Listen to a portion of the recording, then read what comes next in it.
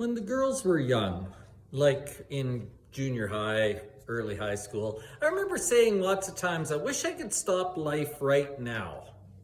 If I could stop life right now, it would be perfect because the girls were old enough to have fun with and interact with and do things with, and we could go on long trips and you didn't have to baby the babies, but they weren't dating yet. I thought, man, that was perfect. I've got sort of grown-up girls who couldn't care less about boys. That's the way to go. Right now, let's just stop. Of course, it didn't stop. And of course, that's okay. Time marches on whether you want it to or not. And sometimes it brings good changes and sometimes it brings bad changes. But the fact is, things change. Things continue to change whether you want them to or not. One of the things we need to learn as people of faith is how to deal with change, how to deal with the things that are happening around us. And oddly enough, this week we are going to go back to the Old Testament. We're going to go back to a guy who lived 4,000 years ago, and he's going to teach us something. He's going to teach us about how to deal with change.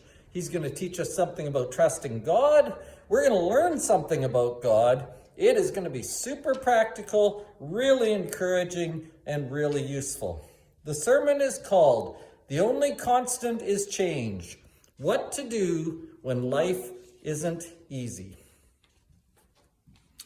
Our Bible study at 10 o'clock, we're in Nehemiah chapter 12. And in Nehemiah chapter 12, they are now done building the wall. They are now done reading the law, and they are going to spend some time worshiping. And you might think, that's got nothing to say to us. Old Testament worship was so different than what we do. They're sacrificing animals and they're keeping these rituals and they're doing all this weird stuff. This is just going to be a throwaway chapter. Well, if you were to look at the actions, yeah, it has not much to say to us in some ways, but if you look at the baseline principles of their worship, the principles of worship haven't changed. The things that make worship effective back in the Old Testament are still the things that make worship effective now, because God hasn't changed and people haven't changed. So I'm going to encourage you to go look at Nehemiah chapter 12, beginning in verse 27. The first part's just a bunch of names, but in verse 27, we start to find something that is interesting. Read to the end of the chapter, see what you can understand about worship from there. Bring that on Sunday morning at 10 o'clock, and we'll share that together.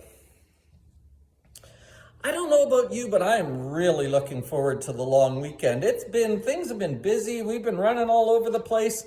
Just lots going on, lots to think about.